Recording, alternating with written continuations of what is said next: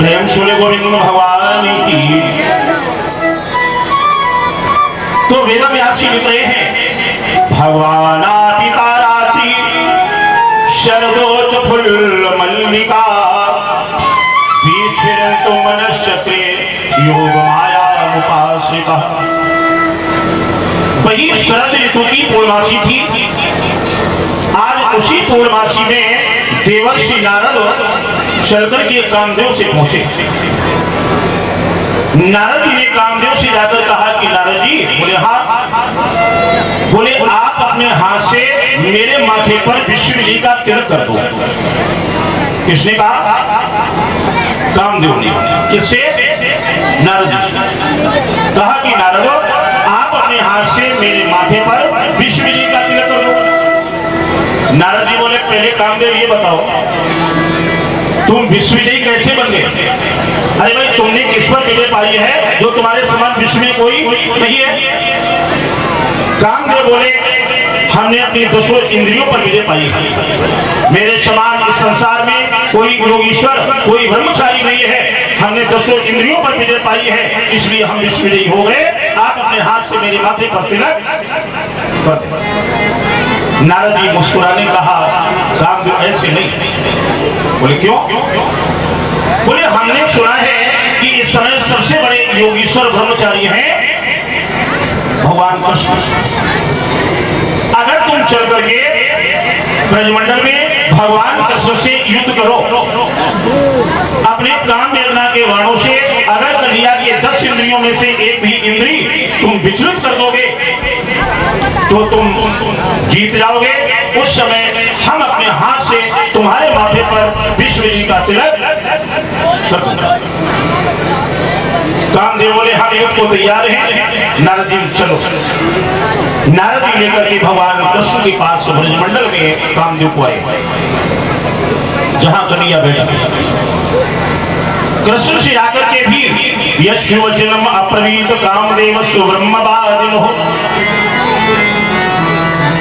कामदेव ने वही बात आकर के भगवान ब्रह्म कन्हैया से भी कही कि हे कृष्ण, आप अपने हाथ से मेरे माथे पर विष्णु जी का तिलक कर दो। कन्हैया बोले क्यों? अरे कामदेव, तुमने किस पर विजय पाई है? एक बात आपको और बता दें, कुछ लोगों को शंका हो रही हो, मैं जानता हूं, लेकिन हम शंका की कोई गुंजाइश छोड़ते नहीं। शंका ये होगी, जिन लोगों ने शिवपुराण पढ़ा होगा वो ये सोच रहे होंगे कि कामदेव तो भगवान शंकर के तीसरे नेत्र की ज्वाला से पार्वती के विवाह के समय ही जलकर भस्म हो गए, तो ये कामदेव यहाँ कहां से आ गए? हाँ, कामदेव जलकर भस्म हुए थे। जाओ, भगवान भोले बाबा तपस्या कर रहे थे, सती जब जलकर राख हो गई, उसके बाद हिमाचल के यहाँ जब पार्वती का जन्म हुआ, भगवान भोले बाबा समाधि लगाए हुए थे। इधर गिरजा का अवतार हुआ। देवताओं ने सोचा कि भोलेनाथ को विवाह के लिए तैयार कैसे किया जाए। कामदेव को बुलाया, कहा कामदेव तुम बसंत ऋतु लेकर के जाओ, काम मेघनाथ के बाणों से जाओ, शंकर भगवान की समाधि तोड़ो जाकर। पहले तो कामदेव ने मना किया कि हम नहीं जाएंगे, अरे वो कालों के काल महाकाल है। लेकिन जब देवताओं ने कहा तुम्हें जाना पड़ेगा, नहीं तो हम तुम्हें मृत्यु दंड देंगे, तो कामदेव वसंत लेकर आए। वसंत ऋतु फैलाई जहाँ भगवान भोले बाबा समाधि में। लताओं के ओर से जब कामदेव बाण चलाने लगे काम मेघना के, तो भगवान कृष्ण समाधि में बैठे थे। समाधि में जैसे ही तीसरा नेत्र खुला तो सामने कामदेव थे। तीसरे नेत्र की ज्वाला से कामदेव जलकर वही भस्म हो गए। जब जलकर भस्म हो गए, इधर कामदेव की जो पत्नी थी, कामदेव की पत्नी का नाम क्या है? रति। रति आई, हाथ जोड़कर बोली, प्रभु आपने मेरा जीवन समाप्त कर दिया, क्योंकि गाय को बछड़े से अलग कर दिया जाए तो बछड़े का जीवन शुद्ध हो जाता है। मछली को अगर जल से मिलन कर दिया जाए तो मछली का जीवन शून्य हो जाता है। शिष्य को गुरु के चरणों से अलग कर दिया जाए तो शिष्य का जीवन शून्य है। भक्त को अगर भगवान से अलग कर दिया जाए तो भक्त का जीवन शून्य है। और पति को पत्नी से अलग कर दिया जाए तो पत्नी का जीवन शून्य है। बाबा गोस्वामी जी ने निश्चित किया। जी अग्नि देहा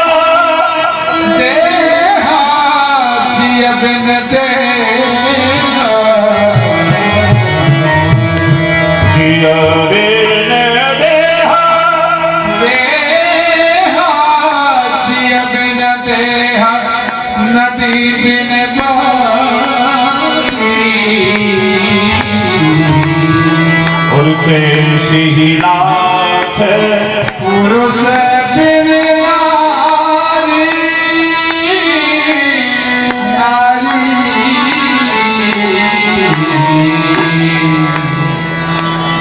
जिय बिन देह नदी बिन वारी तैसे ही नाथ पुरुष बिन नारी। यहाँ केवल एक के लिए नहीं है, केवल पुरुष के लिए। चौपाई को ध्यान से पढ़ना। जिय बिन देह पुरुष बिन नारी, पुरुष बिन नारी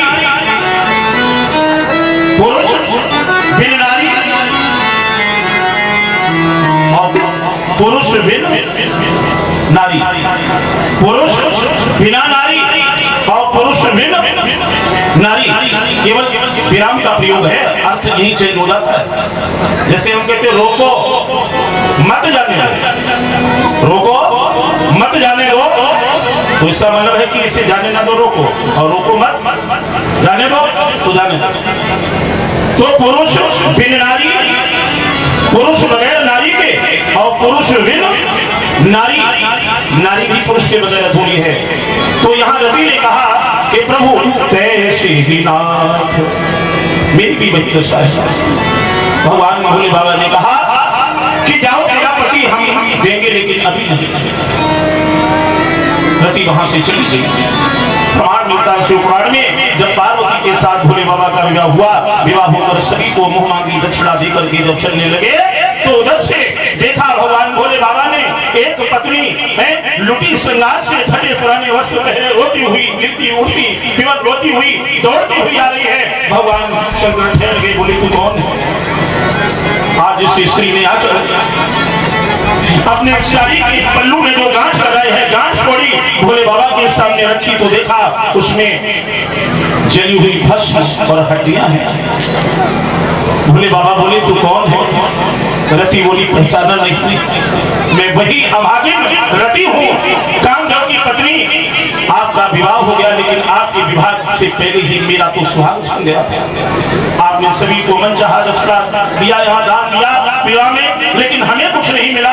भगवान भोले बाबा बोले मांगो तुझे क्या चाहिए? बोले हमें चाहिए मेरा पति, हमें दे दो। शंकर भगवान ने कहा रति अभी तो नहीं, जा हम तुझे वरदान देते हैं कि तेरा पति तुझे दर्शन देगा, लेकिन शरीर से तुझे अभी नहीं मिलेगा, लेकिन तुझे दर्शन देता रहेगा। इसलिए कामदेव का एक नाम यहाँ क्या पड़ा? अनंग। आ माने नहीं, अंग माने शरीर, शरीर से नहीं मिलेगा लेकिन तुझे दर्शन देगा, शरीर से तेरा पति मिलेगा। कब? रामचरितमानस में प्रमाण है। भोले बाबा बोले शरीर से तेरा पति मिलेगा कब? वरदान दिया। पढ़ाई करें गोस्वामी जी ने, और क्या लिखा? भगवान शंकर बोले सुनो रवि,